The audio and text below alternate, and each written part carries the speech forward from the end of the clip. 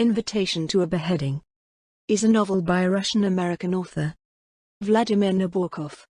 It was originally published in Russian from 1935 to 1936 as a serial.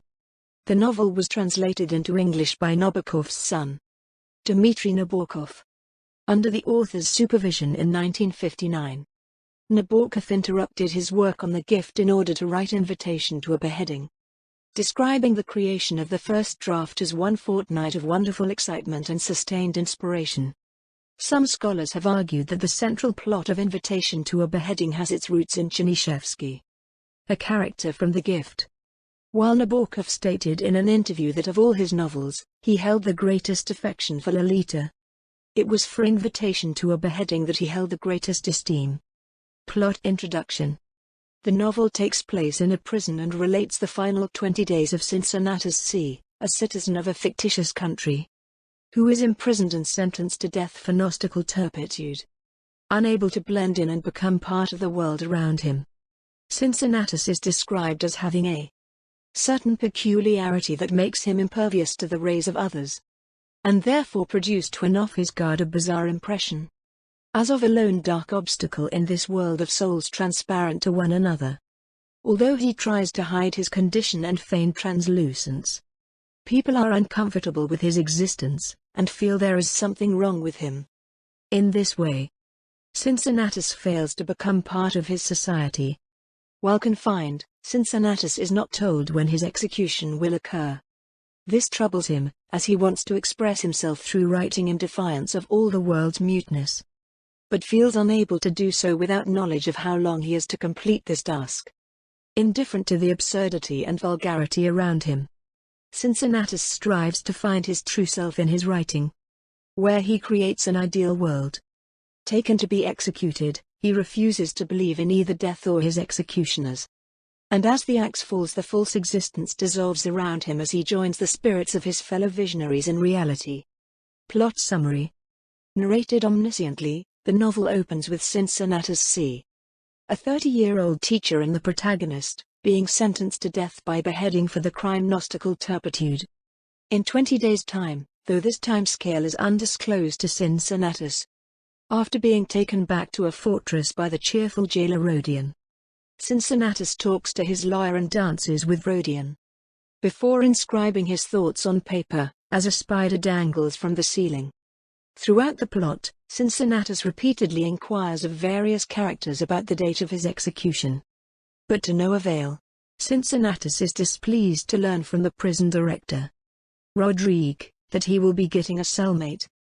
Chernyshevski soon meets Emi, Rodrigue's young daughter, and then reads the foolish prisoner's rules etched into the wall, flips through a book catalogue, and is brought by Rodrigue down the hall to observe his incoming cellmate through a peephole.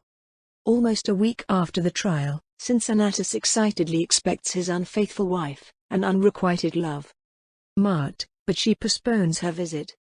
There is some confusion surrounding the director's transformation into Rodion, the jailer, who expels Chernyshevski from the cell so he can clean it, allowing Chernyshevski to wander, dreaming of freedom and running away.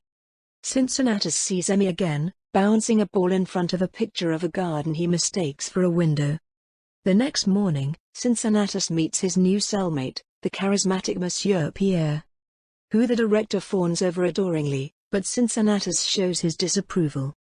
On the 8th day of his imprisonment alone, Chernyshevski resumes his writing, fearfully confessing his painful emotions. He longs for a world, away from superficiality, for people like him, who have a deeper understanding of their existence. In the morning, Mart arrives with her whole family, including another lover, but Chernyshevski cannot cross the cell, cluttered with temporary furniture for the guests, in time to speak with his wife before everyone is ushered out. Next, Pierre visits and chides Chernyshevski, as the once director did, for his lack of gratitude at everyone's pleasantness in the prison.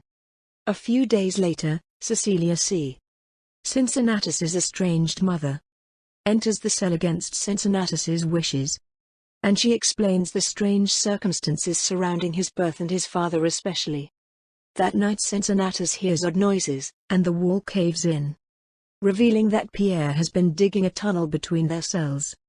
Pierre invites him to see his cell, but Cincinnatus emerges from another hole, where Emmy guides him into a dining room in which Rodrigue and his wife are eating dinner with Pierre.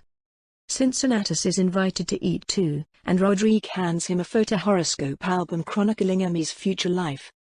Later, back in Cincinnatus's cell, Pierre is revealed to be the executioner and the date of Cincinnatus' execution is finally disclosed. The day after tomorrow. The city officials soon convene at the city manager's house to meet with Pierre and Cincinnatus. Afterwards, Cincinnatus, again racked with fear, writes about it, wishing he could not feel it. Rodion enters the cell with a moth as a meal for the spider, but it escapes. Martin next visits alone, and they converse about Cincinnatus's letter. She begs him to repent of his wrongdoings, to which Cincinnatus dismisses her for the final time. The day of Cincinnatus' execution finally arrives. As Rodion and Rodrigue clean and dismantle the cell, the spider is revealed to be a toy. Terrified, Cincinnatus is taken by carriage to the square, where townspeople have already congregated. He musters enough strength to climb the scaffold on his own. In the ensuing moments, Monsieur Pierre dons his apron and demonstrates to Cincinnatus how to lay on the block. Cincinnatus begins counting backwards from 10 in preparation for the apparent beheading. Suddenly, he gets up and walks down the scaffolding, presumably free from his physical body and existence. End of the summary. Thank you.